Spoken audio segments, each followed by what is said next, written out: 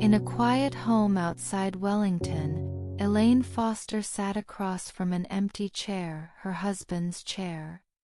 Every morning for 28 years she made coffee for two. Now she drank hers alone. Elaine had lost Martin 6 months ago in a road accident.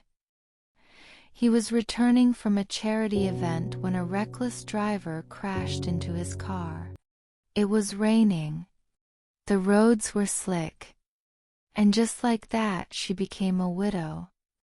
She didn't cry loudly. Elaine wasn't like that. But grief hung in the air, thick, invisible, constant.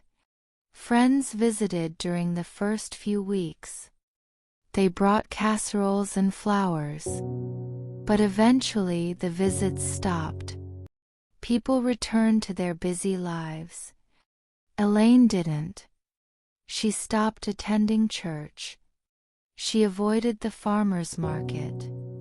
The laughter of other couples felt like tiny knives. Her daughter, Rachel, called from Chicago often. "Mom, come stay with me for a while," she said.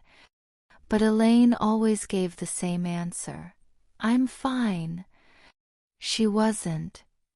Each night, she looked at Martin's favorite book on the shelf and whispered, "Good night."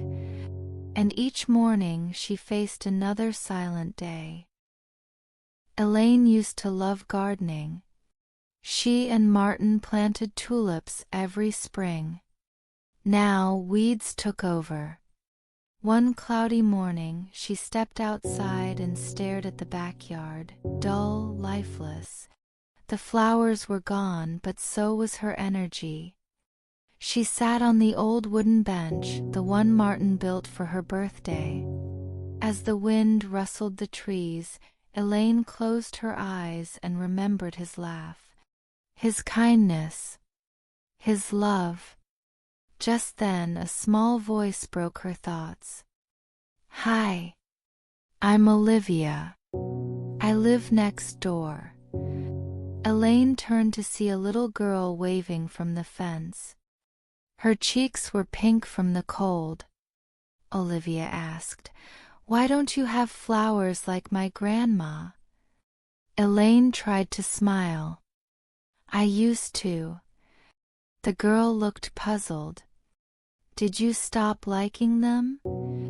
Elaine paused, unsure how to answer. Finally, she said, "I just forgot how much they mattered." That night, she pulled out her gardening gloves. They were dusty, stiff. But as she cleaned them, something inside her shifted.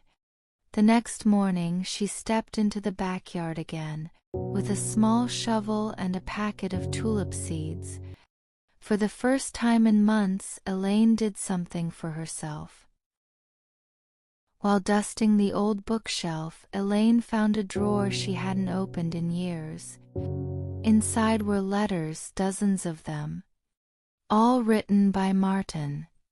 Some were from their early marriage, some from when he traveled to Sydney for conferences. Others were short notes, "Miss you already," or "Don't forget to smile today." Elaine's hands trembled as she opened one sealed envelope. "If you're reading this, I'm probably gone. But please don't freeze time. Live it. Paint, garden, walk by the sea. I know your strength. I loved it every day." She pressed the letter to her chest. Tears fell, not the kind that broke you, but the kind that released you. Later that evening, she called Rachel. "I think I'm ready to visit. Just for a few weeks." Rachel cried softly on the other side of the phone. Elaine packed her suitcase for the first time in years. She even bought a new coat. Martin's letter stayed in her purse, folded close to her heart. Arriving in Chicago was overwhelming. Tall buildings, traffic, endless noise. but Rachel's warm hug made it feel like home. They walked by Lake Michigan, shared tea, and laughed about silly memories. Elaine hadn't laughed like that in months. One evening, Rachel took her to an art exhibit. Elaine had painted before marriage but gave it up to raise a family. The gallery was filled with bold colors and emotion. "You could do this," Rachel said, pointing at a canvas filled with blue skies and yellow tulips. Elaine shook her head, then paused. "Maybe I could." Back in the apartment, Rachel gifted her a paint set. "Start small." The next morning, Elaine painted her first piece in 30 years. It was simple, a wooden bench under a tree. But it was hers. Each stroke felt like breathing again. She wasn't trying to forget Martin. She was just learning how to remember him without breaking. After 6 weeks, Elaine returned to New Zealand. But something had changed. She opened windows, aired out the rooms, and rearranged furniture. Her home felt different, warmer. She joined a senior women's group at the local library, shared her story, listened to others, laughed again, and most importantly, she painted. She painted sunsets, flowers, and quiet moments. Her tulip garden bloomed again. Children from the neighborhood came by often to see Miss Elaine's flowers. She also volunteered at a local grief center, helping newly widowed women find strength. When asked how she made peace with her past, she always answered the same way. "I didn't lose myself. I just needed time to remember who I was." One spring evening, Elaine stood by the garden bench, the tulips glowing orange under the setting sun.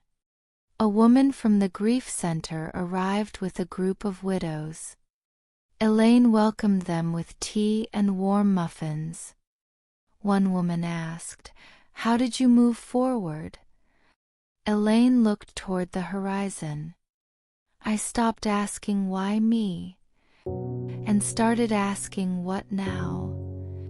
She walked them through her garden, showing each flower, each painting on her porch wall, each letter she had laminated into bookmarks. Martin was gone, but his memory was alive in everything she touched. Elaine smiled, not the way she used to, but a new kind of smile, quiet and earned. As the group left, Olivia ran over with a drawing. "It's you in your garden." She beamed. Elaine's eyes watered. She bent down and hugged the child. Grief had knocked her down, but hope made her stand again. And love never really left.